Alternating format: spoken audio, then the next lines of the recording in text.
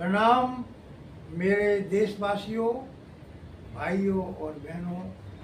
आज का बड़ा पवित्र दिन है, बैसाखी का पर्व है। ये बैसाखी 13 अप्रैल को पूरे देश में और ख़ास तौर से पंजाब और हरियाणा में बहुत उल्लासपूर्वक मनाया जाता है। इसी दिन जो है गुरु गोविंद सिंह जी ने खालसा पंथ की स्थापना करी थी। और उसी दूसरी बात ये भी है, इसी दिन फसल का भी, जो हमारी गेहूं की फसल है, उसका पक जाता है और कटना शुरू हो जाता है। कहते इसी दिन जो है गंगा मैया का भी अवतरण हुआ था, इसलिए भी बैसाखी में लोग, बहुत से लोग जहाँ जैसी सुविधा होती है, गंगा जी में, यमुना जी में या अन्य नदियों में, क्योंकि सब जगह ही गंगा मैया का ही निवास होता है, इसलिए इसका बड़ा महत्व है। तो प्यारे बहनों और भाइयों, बैसाखी का जो पर्व है वो सिख पंथ शुरू होने की भी बहुत बड़ी प्रेरणा थी।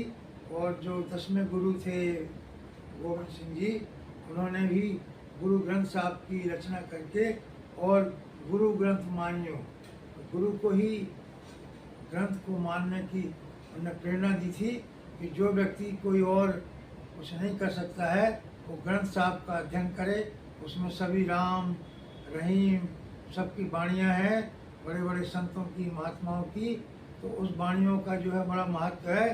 नानक नाम चढ़ती का कला, तेरे बाड़े शरबत का बड़ा। तो ये गुरु नानक देव ने भी एक बड़ी अच्छी परंपरा चलाई थी। जैसे हमारे यहाँ उस समय कोई टैक्स वगैरह नहीं होते थे, तो उन्होंने ये कहा कि जो भी आप कमाई करते हैं उसका 10वां अंश जो है वो दान करो, गरीबों में बांटो, गुरुद्वारों में लगाओ, जहाँ जैसी जिसकी श्रद्धा है उसको ये करना चाहिए।